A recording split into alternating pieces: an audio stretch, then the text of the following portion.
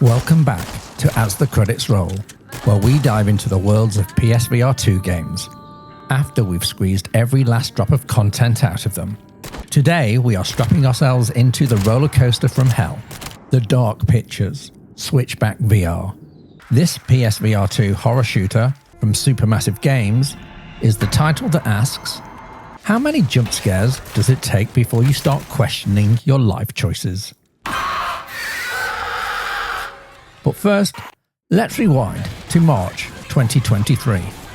And horror fans were eager for something that would genuinely test the new tech. Enter Switchback VR, the spiritual successor to players' favourite Until Dawn Rush of Blood. This game dominated on the original PSVR, and I think I made every visitor to my house play it. Expectations were high. So Switchback VR, with its creepy visuals, haptic feedback, and the infamous don't blink mechanic, this game was poised to be a standout experience.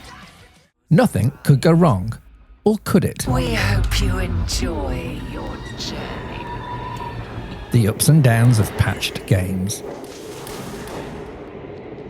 The premise is simple. You're on a rail car, speeding through nightmare-inducing environments, blasting away at everything from zombies to demonic dolls to boxes.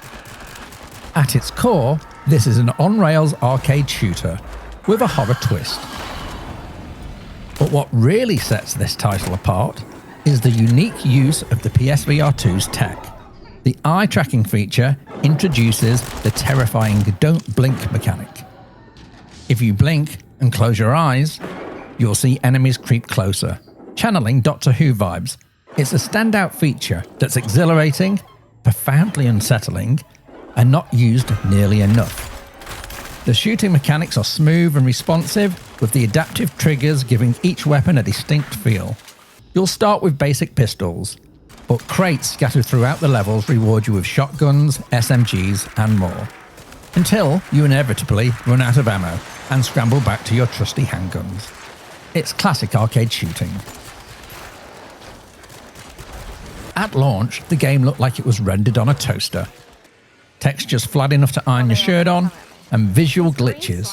Thankfully, the developers pushed out significant updates, and now it's finally the high-res nightmare fuel we were promised.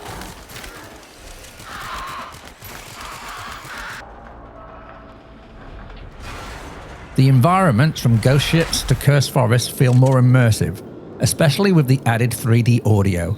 You'll hear enemies sneaking up behind you, intensifying the atmosphere as you edge closer to the next jump scare. However, the game only sometimes maintains its terrifying momentum. The scare factor dips after the early levels, relying too much on predictable jump scares and dark environments instead of truly unsettling moments.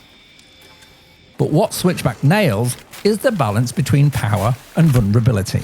You might be armed, but you're also at the mercy of where the rails take you. You're never fully in control. The game even pauses the high-speed action for set pieces that throw curveballs, like fending off a monster while solving a simple puzzle, or making split-second decisions to save other characters. You saved my life. Thank you. The ride, however, isn't perfect. The game's rollercoaster segment aren't as fast-paced as its predecessor, Rush of Blood. You might expect thrilling drops and sharp turns. Still, they've leaned more into the Ghost Train vibe, focusing on creepy atmospheres rather than the adrenaline-pumping speed. It's still a fun, engaging experience for those who enjoy a mix of arcade shooting and horror. For all its thrills, Switchback VR does stumble in some areas. Certain sections drag as you solve simple puzzles or wait for the next scare. But it's worth noting that Supermassive Games have been actively refining the game. An update significantly improved the performance, added sharper textures, and tweaked the haptic feedback to be more responsive, enhancing the overall immersion. On the surface, everything looks fantastic. The graphics, stunning. The atmosphere, genuinely terrifying in parts. There are moments when you feel like you're inside a horror movie. I particularly found the town of Little Hope level extremely creepy. They nailed the early 80s horror movie vibe. But here's the thing, despite how good it looks, there's a nagging feeling that something is off. It could be the pacing. All the levels are just too long, dragging on to the point where the scares lose their bite. Instead of being a lean, mean horror roller coaster, Switchback sometimes feel like you're stuck on a never-ending ghost train that forgot when to stop. You'll go from gripping your controllers in terror to wondering if they've accidentally looped the same section a few too many times. Then there's the narrative, or whatever's happening story-wise. You might find yourself a bit lost if you're unfamiliar with the Dark Pictures Anthology. The game throws you into a mess of cryptic plot points and half-explained lore that only really clicks if you've played the other games in the series. If you haven't, it's like jumping into a fourth season of a TV show with no recap. Good luck piecing it together. As near as I could tell, I accidentally spilt coffee on a very high-strung woman with cropped hair. She then proceeded to crash the train and haunt the shit out of me until I stole her gun and defeated her.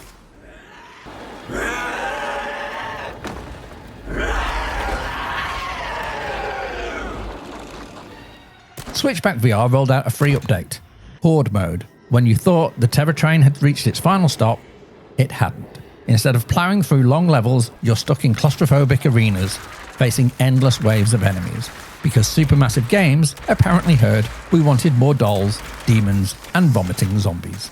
The mode is straightforward, survive as long as you can, while the environment tightens the screws with every wave.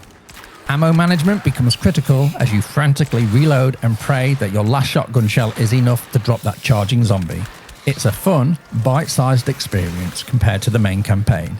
It offers more replay value, especially if you're the type who enjoys leaderboard challenges, or just enjoys panic shooting in VR. It's a solid addition that spices things up if the main game's levels start to feel a bit repetitive. Plus, it's the perfect place to test how well you can keep your cool when surrounded and low on ammo. Spoiler, you probably won't. So as the credits roll on Switchback VR, is it worth the ride? Absolutely. If you're a horror fan, or just somebody who enjoys the thrill of a spooky arcade shooter, this game is a must-play on the PSVR2. I add a caveat here, there should have been a trophy for shooting all the credits at the end. But the work that the team at Supermassive have done updating this game is nothing short of amazing. It's a totally different experience to the game I played at launch. Don't expect it to be a game changer for VR, but rather a solid jump scare filled romp showing off what the PSVR2 can do. I would rate this one 7 possessed mannequins out of 10. Not quite the roller coaster thrill ride we hoped for, but still a great spooky night in.